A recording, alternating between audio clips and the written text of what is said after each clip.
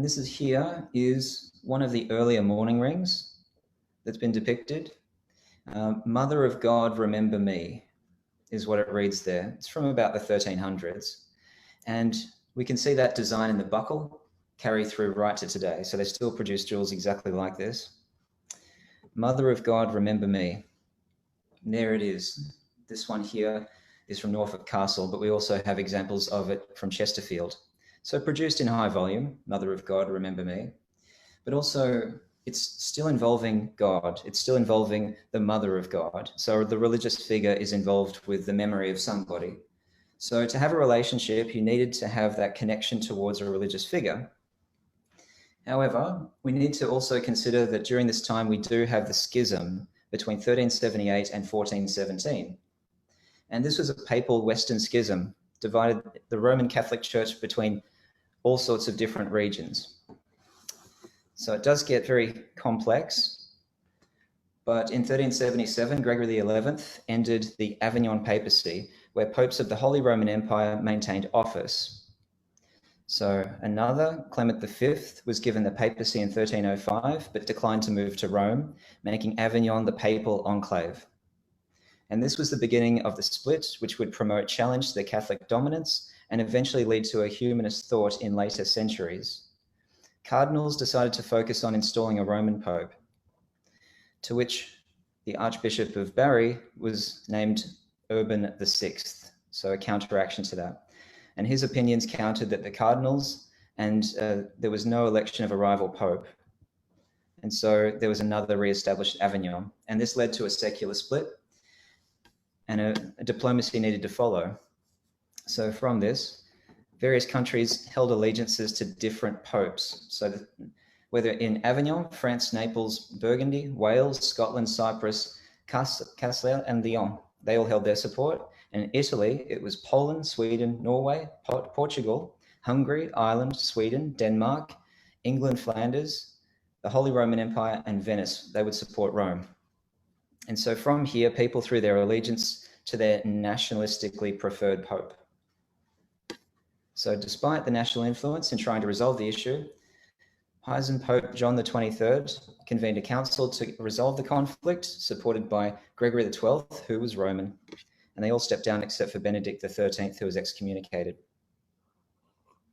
So think of the mindset of these people who are going through a religious change and their value system is changing, which really does influence the Protestant Reformation.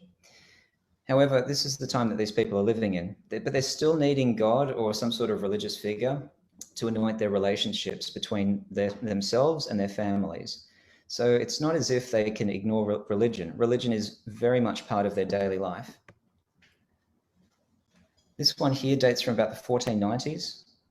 And this takes away a little bit from the connection between God, because this is what is known as a mourning ring.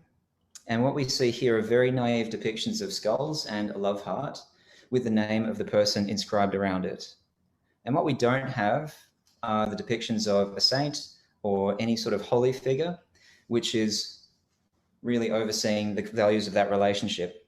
And we hadn't had the Protestant Reformation just yet. But what you can see is a society that's moving away very slightly or questioning the nature of Catholicism and values of life and what happens after death.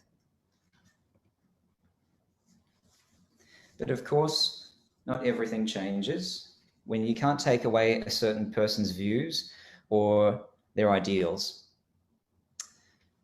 And this one here is a relation to what happened in 1517. So on October 31st, we have Martin Luther nailing his 95 Thesis as a way to challenge what had become the Catholic Church and the corruption, the system that had taken away from the values of what it was to be a Christian was certainly being corrupted. And we have this going back into England, and we have Henry VIII establishing the Church of England and embracing the Protestant Reformation. But you can't take away someone's religious value. So piety, even whether it's today, whether it's in ancient times, will always be part of someone's culture and value system, their family structure. So what happened was we had the dissolution of the monasteries. That's why Syon turned into Syon House and became part of the Earl of Northumberland's piece of property. But we had rosaries being prohibited from England from 1538. And this extended to the 1547 injunctions and by a statute of 1571. And this forbade any Agnus Dei cross, pitcher, rosary bead, or such superstitious thing from the See of Rome. So essentially banning it. Now, these decade rings were not explicitly condemned, and they continued to be worn by Catholics who refused to embrace the new Protestant practices. And how do we know that? Well, we can see this here with the knots on the ring, and that shows that it is a decade ring. Okay, and like a rosary, all you have to do is count through the prayer with a cycle, and each turn or each notch represented one Hail Mary or Our Father prayers, just like the rosaries did. And these are a great way of still behaving in your certain way, but not being prosecuted for it. Let's have a side look at it. There you can see the notches.